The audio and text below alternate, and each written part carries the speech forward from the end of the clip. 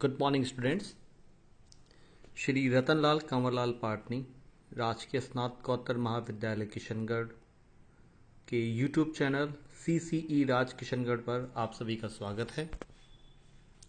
मैं महेंद्र कुमार वर्मा, सहायक आचार्य, व्यावसायिक प्रशासन विभाग।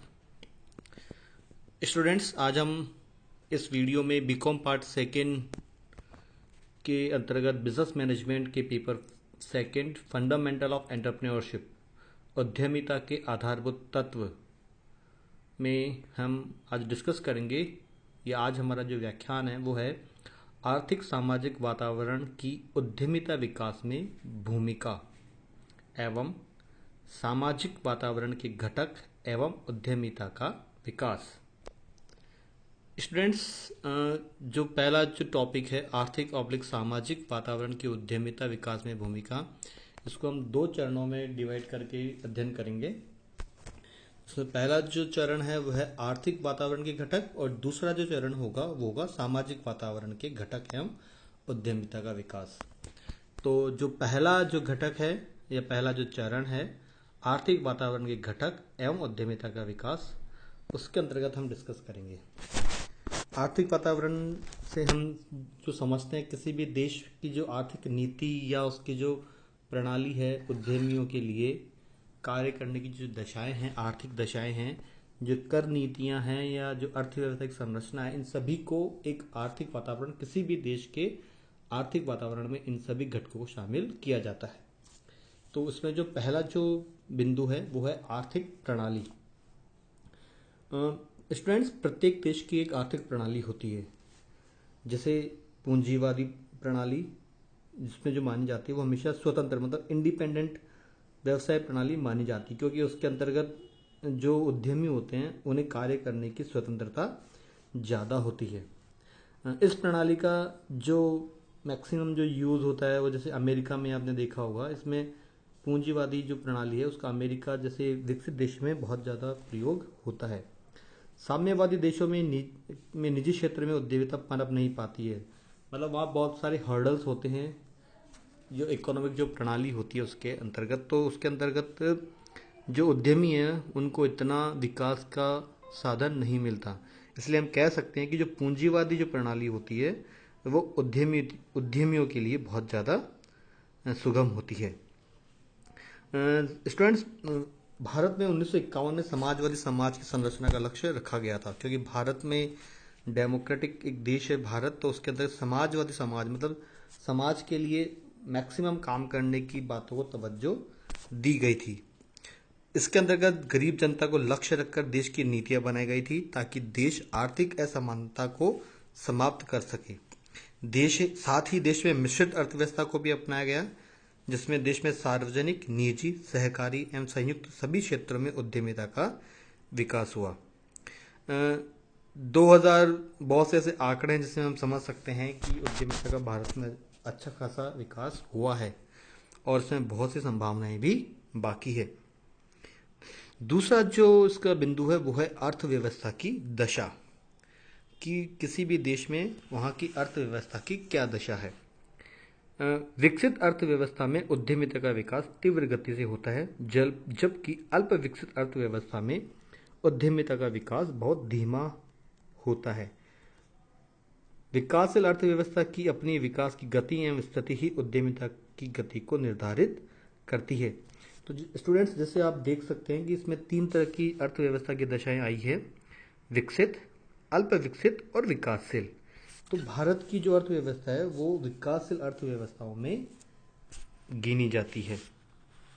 ऐसा इसलिए है कि अर्थव्यवस्था की दशा ही अवसरों एवं संसाधनों की उपलब्धता तथा सहायता व्यवस्था के स्तर को निर्धारित करती है। अंतर्राष्ट्रीय स्तर पर उद्यमिता विकास के सूचकांक यह बताते हैं कि भारत का उद्यमिता विकास सूचकांक विश्व में दूसरे स्थान पर है। यह एक विकसित राष्ट्रों से भी बहुत ऊंचा है, क्योंकि भारत में बहुत से ऐसे लोग हैं जो इनोवेटिव होते हैं और एंटरप्रेन्योर बनना चाहते हैं। भारत में, जैसा कि आप सभी जानते हैं, भारत में युवा वर्ग है उसकी संख्या बहुत ज़्यादा है और युवा वर्ग में हमेशा कुछ नया करने की अपेक्षा होती है। तीसरा जो इसका बिंदु है वो है अर्थचक्र एवं मुद्रा प्रसार की दशा। स्टूडेंट्स, किसी देश में तेजी का दौर होता है तो उद्यमिता का विकास अधिक तीव्र गति से होता है, मंदी का दौर होता है तो उद्यमिता का विकास धीमा पड़ जाता है। अमेरिका जैसे भी बहुत से ऐसे जो बड़े विकसित जो देश हैं उसमें भी मंदी का दौर आता है तो वहाँ पर भी जो उद्यमिता है या जो उद्यमी वर्ग है वो मृत प्राय हो जाता है या उनकी इतनी गति या इतनी प्रसार उनका नहीं हो पाता। तो हम ये कह सकते हैं कि मुद्रा प्रसार से सभी संसाधनों की लागत बढ़ती है, फलतः सभी उत्पादों के मूल्य भी बढ़ते हैं। ऐसी स्थिति में उद्यमिता में बाधा अवश्य आती है, क्योंकि जब तक अगर कोई भी देश में अगर अर्थचक्र या मुद्रा प्रसार संकुचित रहेगा तो वहाँ पे उद्यमिता का विकास भी उतना नहीं हो पाएगा। अगला जो इसका बिंदु है वह है अर्थव्यवस्था की संरचना। स्टूडेंट्स, देश में पूंजी निर्माण, उद्योगों का विकास, विदेशी व्यापार, राष्ट्रीय आय आदि में विकास की गति उद्यमिता को प्रभावित करती है। मतलब किसी भी देश में जब पूंजी निर्माण अगर अच्छे तरीके से हो रहा है, उद्योगों का विकास हो रहा है, विदेशी व्यापार, राष्ट्रीय आय आदि सभी अच्छे तरीके से चल रही है तो वहां पर उद्यमिता का विकास अच्छे ढंग से होता है। पूंजी निर्माण दर बढ़ने से उद्यमियों को कम ब्याज पर आसानी से वित्त उपलब्ध हो जाता है। देश में उद्योगों एवं विदेशी व्यापार का विकास होने पर उद्यमिता का स्वतः और विकास होता है। ये जो चेन ऑफ रिएक्शन है ये चलती रहती है। मतलब आप जब जैसी व्यवस्थाएं जो आर्थिक जो व्यवस्थाएं हैं जो अच्छी होती हैं तो उद्यमिता का विकास स्वतः ही अच्छा होता जाता है। भारत में वर्तमान में प्रतिक्रिया या जो चेन ऑफ रिएक्शन है के कारण उद्यमिता का विकास तीव्र गति से होता है। जैसे रेडीमेड कपड़ों के व्यापारी को कपड़ों के निर्यात का ऑर्डर मिलता है। प्राय निर्यातक सभी प्रकार के कपड़े स्वयं अपने कारखाने में तैयार नहीं करवाता, तो इसलिए वो अपने इन सेगमेंट्स को भी डिफरेंट सेगमेंट्स में डिवाइड करता है और उन सभी व्यापारियों से वो माल की खरीद करता है और उसमें आगे अपने उपभोक्ताओं तक पहुंचाता है। अगला जो इसका एक बिंदु है वो है ढांचागत एवं अन्य सुविधाएं। किसी भी देश में जब तक ढांचागत सुविधाएं या जो अन्य सुविधाएं हैं वो सही ढंग से नहीं होंगी तो वहाँ पर भी उद्यमिता उतनी अच्छी गति से या तीव्र गति से विकास नहीं कर पाएगी। आधारभूत सुविधाओं में हम जैसे औद्योगिक क्षेत्र, औद्योगिक बस्तियां, आधारभूत सामग्री जिसमें सीमेंट, स्टील, ऊर्जा के स्रोत, परिवहन एवं संचार सुविधाएं आती हैं। ये अगर पर्याप्त मात्रा में उपलब्ध हैं तो वहाँ तीव्र गति से उद्यमिता का विकास होगा। स्टूडेंट्स, आप जानते हैं भारत में सेज बनाए गए हैं। सेज जैसे विशेष आर्थिक क्षेत्र, स्पेशल इकोनॉमिक जोन्स काफ़ी अधिक मात्रा में बनाए गए हैं, जिसके कारण कि उद्यमियों को बहुत सी सुविधाएं ऐसी होती हैं, ढांचागत सुविधाएं हैं वो एक स्पेशल जोन्स में ही या आर्थिक क्षेत्रों में ही उपलब्ध हो जाती हैं, जिसके कारण उनको अपने उद्यम को आगे बढ़ाने में मदद मिलती है। अगला जो पॉइंट है वह है प्राकृतिक संसाधन, मतलब नेचुरल रिसोर्सेज। प्राकृतिक संसाधनों की प्रचुरता से उद्यमिता का विकास तीव्र गति से होता है। जिस देश में नेचुरल रिसोर्सेज बहुतायत में पाए जाते हैं वहाँ उद्यमी भी विकास करते हैं। इनके अगर नेचुरल रिसोर्सेज का अभाव है तो दुनिया तो वो उसके जो बाकी के जो सामान है, रॉ मटेरियल है, उसको दुनिया बाकी देशों पर निर्भर होना पड़ेगा। जैसे उदाहरण के लिए अगर हम समझे तो चीन के पास लोहे की कमी है, स्टील की कमी, उसे दुनिया पर निर्भर होना पड़ता है। भारत में कोयले की कमी है। पिछले कुछ वर्षों में वर्षा भी, जैसे कभी कभी वर्षा भी पूरी नहीं होती है, तो पानी की कमी, विद्युत का संकट, ये सभी ऐसी चीजें हैं जिससे प्राकृतिक संसाधन है उनसे उनको गुजरना पड़ता है। अगर ये प्रचुर मात्रा में किसी देश में है तो वहाँ उद्यमिता का विकास अच्छे ढंग से होता है। नेक्स्ट जो इसका पॉइंट है वह आर्थिक नीतियां एवं संनियम। किसी भी देश में जो आर्थिक नीतियां एवं संनियम होते हैं वो किस आधार पर बनाए जाते हैं, उनका दृष्टिकोण क्या है, ये बात भी उद्यमिता के विकास पर बहुत ज़्यादा प्रभाव डालती है। भारत में 1991 के बाद ही आर्थिक नीतियां एवं आर्थिक कानूनों के भारी परिवर्तन हुआ। देश में उदारीकरण की नीति को अपनाया, मतलब वैश्वीकरण या बहुत मोटे रूप में या बहुत बड़े रूप में आया। उसके बाद में उदार नीति को लगभग पिछले 15 साल हो चुके हैं। अगर अपन बात करें लगभग 15 क्या साल हो चुके हैं, ज़्यादा साल हो चुके हैं। अगर हम बात करें तो बहुत सी ऐसी चीज़ें हैं जिसमें व्यापारियों को बढ़ावा देने के लिए सरकार नीतियां बनाती हैं और नए नए नियम लाती हैं ताकि मैक्सिमम लोगों को उद्यमी बनने के लिए प्रेरित किया जा सके। इसके लिए बहुत से ऐसे कानून बनाए जाते हैं, बहुत सारे एक्ट बनाए जाते हैं। अगर लेकिन जितना जिस देश में आर्थिक नीतियां जो नियम है वो सरल होंगे, वहाँ उद्यमियों को विकास करने में भी आसानी होगी। अगला जो पॉइंट है वह पूंजी निर्माण एवं निवेश, कि किसी भी देश में का कैपिटल, वहाँ का स्ट्रक्चर और वहाँ पे इन्वेस्टमेंट कितना आ रहा है, ये बात भी उद्यमियों को या उद्यमिता के विकास को प्रभावित करती है। उद्यमिता के विकास में पूंजी निर्माण एवं निवेश का प्रत्यक्ष योगदान होता है, क्योंकि आप जानते हैं पूंजी या जो अपन कह लें ये किसी भी संस्थान की या फर्म की एक तरह से ब्लड के रूप में काम करती है। अगर किसी व्यक्ति में ब्लड नहीं होगा तो वो मृत प्राय है। उसी प्रकार अगर किसी वेंचर में या किसी संस्था में पूंजी नहीं होगी तो वो भी एक तरीके से मृत प्राय है।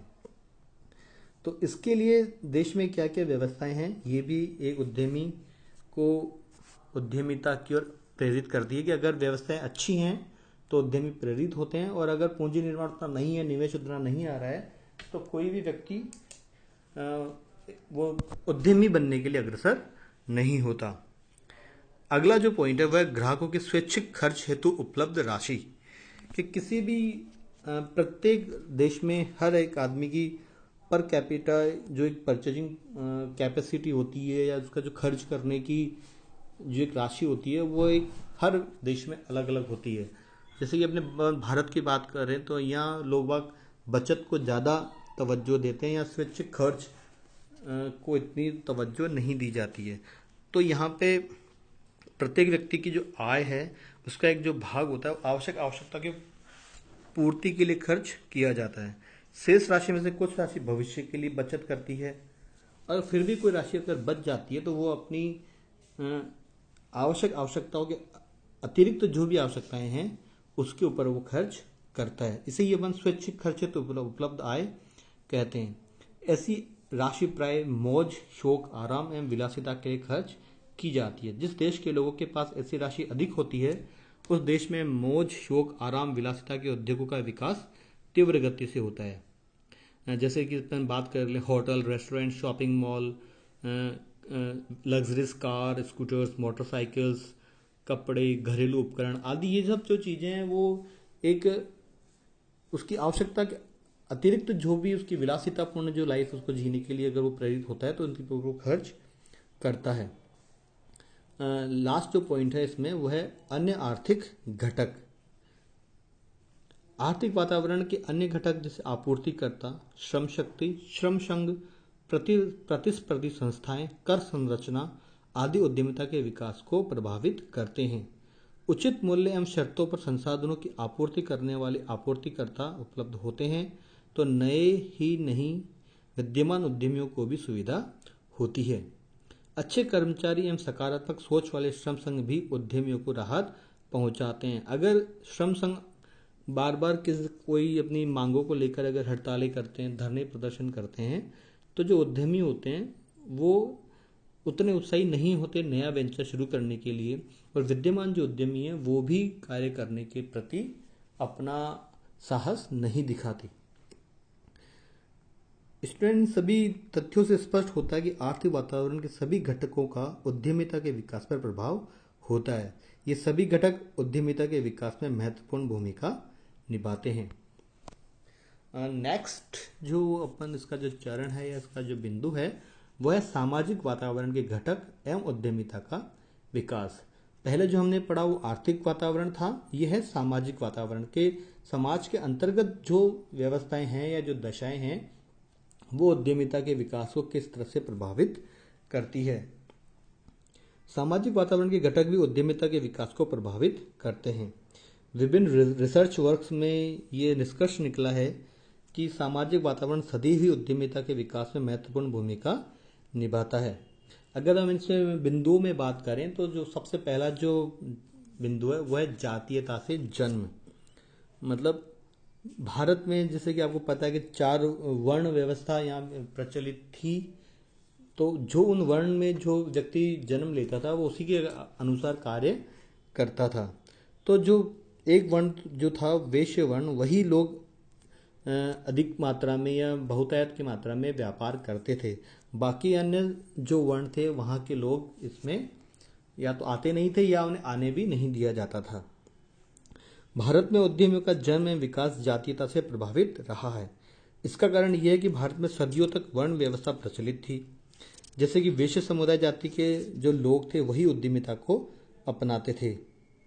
1989 में एक जो शोध हुआ था, प्रोफेसर गंगाधरन ने आंध्र प्रदेश में एक शोध किया था जिसमें से 87 उद्यमियों पे उन्होंने एक शोध किया था। तो उन्होंने पाया था कि जो मैक्सिमम जो बिजनेस कम्युनिटी में जो उद्यमी हैं वो वैश्य जाति के ही थे। अन्य जातियों के लोग भी उद्यमिता को अपनाते हैं लेकिन उनकी मात्रा वैश्य जातियों के लोगों की तुलना में कम होती है। पिछले कुछ सालों में अगर हम देखें या बात करें तो हाँ, ये जरूर देखने में मिलता है कि गैर वैश्य जाति के लोग भी उद्यमिता अपना रहे हैं। उन्हें अब हम कह लें कि उन्हें एक प्रमोट करने की या उन्हें उस साहस दिलाने की जरूरत है कि वो भी उद्यमी बन सकते हैं। दूसरा जो इसका पॉइंट है वह प्रवेश की आयु। उद्यमिता में प्रवेश की आयु प्रत्येक समाज में भिन्न भिन्न पाई जाती है। जैसे अपन बात करें तो बहुत से स्टेट वहाँ 30 से 40 वर्ष की उम्र में लोग उद्यमिता को अपनाते हैं, लेकिन बहुत सी बार ये भी देखा गया कि कम उम्र के व्यक्ति भी उद्यमी बनने की ओर अग्रसर होते हैं। बहुत सी बार हमने देखा कि 20-21 साल की उम्र में व्यक्ति उद्यमी बनते हैं, और बहुत सी बार ये भी देखा जाता है कि मोर देन 60 ईयर या मोर देन 70 ईयर्स की मतलब 70 साल की उम्र प्राप्त करने के बाद भी लोग उद्यमिता को अपनाते हैं, उस ओर अग्रसर होते हैं।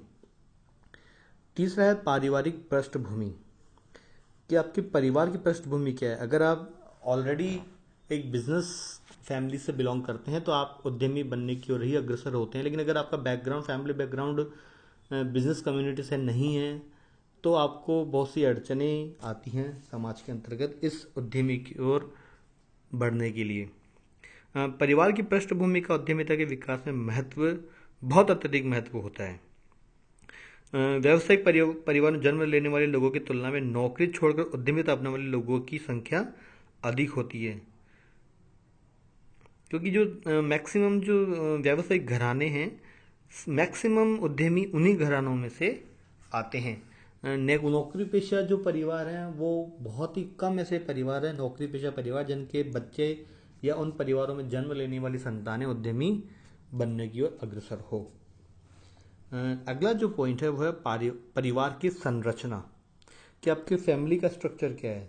अगर आप संयुक्त परिवार जॉइंट फैमिली में रहते हैं या सिंगल फैमिली में रहते हैं, ये भी आपका उद्यमी बनने की ओर आप अग्रसर होंगे या नहीं, इस बात का भी बहुत ज़्यादा प्रभाव पड़ता है। संयुक्त परिवार व्यवस्था वाले परिवारों के लोग उद्यमिता को अधिक अपनाते हैं क्योंकि उनके पास पूंजी आसानी से उपलब्ध हो जाती है। क्योंकि जब आप जॉइंट फैमिली में रहते हैं तो आपका इनकम ऑफ जो सोर्स होता है वो एक सिंगल परिवार जो एकल परिवार है उससे ज़्यादा होता है, तो आप उद्यमी बनने की ओर अग्रसर हो जाते हैं। अगला जो पॉइंट है वह शिक्षा एवं तकनीकी ज्ञान, कि आपके पास में शिक्षा किस स्तर की है। शिक्षा उद्यमिता के विकास को प्रभावित करती है। शिक्षित लोग उद्यमिता की ओर अग्रसर होते हैं, किंतु उद्यमिता अपनाने वालों में उच्च शिक्षा प्राप्त लोगों तथा साधारण शिक्षा प्राप्त लोगों की संख्या लगभग बराबर है। हाँ, ये सही बात है कि शिक्षा उद्यमिता के लिए जरूरी है, लेकिन बहुत से एग्जाम्पल या बहुत से उदाहरण ऐसे भी हैं जिसमें लोगों के पास ज़्यादा शिक्षा या तकनीकी ज्ञान नहीं था, फिर भी वो एक अच्छे एंटरप्रेन्योर बने, अच्छे बिजनेसमैन बने।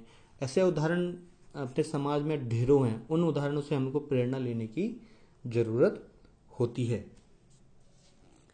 अगला जो पॉइंट है वह है महिला उद्यमी, कि वुमन एंटरप्रेन्योर हमारे समाज में कितनी हैं, क्योंकि इनकी संख्या बहुत ही कम होती है। अगर इनकी संख्या ज़्यादा होगी तो इनसे प्रेरणा लेकर बहुत सी महिला उद्यमी भी उद्यमिता को अपना सकती है।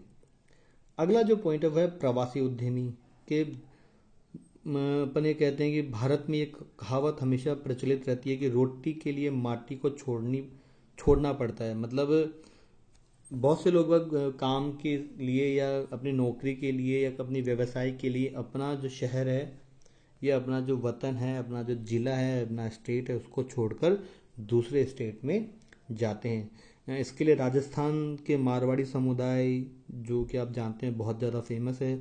राजस्थान का जो मारवाड़ी समुदाय है वो लगभग लगभग देश के प्रत्येक कोने में आपको मिल जाएगा, और वो सभी उद्यमी ही हैं। उद्यमी के रूप में ही अपने आप को उन्होंने स्थापित किया है देश के सभी कोनों में। अगला जो पॉइंट है वह व्यावसायिक संगठन का प्रारूप। बहुत समय पहले एक प्रोफेसर गंगाधरन और प्रोफेसर मित्तल दोनों ने एक अध्ययन किया था, और उसमें उनको पता चला था कि उद्यमिता के उपक्रम में साझेदारी प्रारूप ही अधिक अपनाया जाता है। कि लोग सिंगल व्यक्ति उपक्रम या कोई भी उद्यमिता है उसको कम अपनाते हैं, साझेदारी प्रारूप में ज़्यादा अपनाते हैं। लघु औद्योगिक इकाइयों के लिए एकाकी स्वामित्व प्रारूप ही अपनाया जाता है, लेकिन अगर वृहद स्तर पर कोई काम करता है तो वो हमेशा साझेदारी फर्म के रूप में ही कार्य करता है। तो स्टूडेंट्स, जैसे दोनों में हमने देखा कि ये जो पॉइंट हैं या ये जो बिंदु हैं, ये सब बिंदु मिलकर समाज का जो वातावरण है, सामाजिक वातावरण है, उसके एक घटक होते हैं, और ये घटक उद्यमिता को प्रभावित करते हैं, उद्यमिता के विकास को प्रभावित करते हैं। ये सभी घटक, चाहे उसमें आर्थिक हम बात करें या सामाजिक वातावरण के घटकों की बात करें, ये सभी घटक मिलकर किसी भी देश में उद्यमिता का विकास किस तरह से होगा,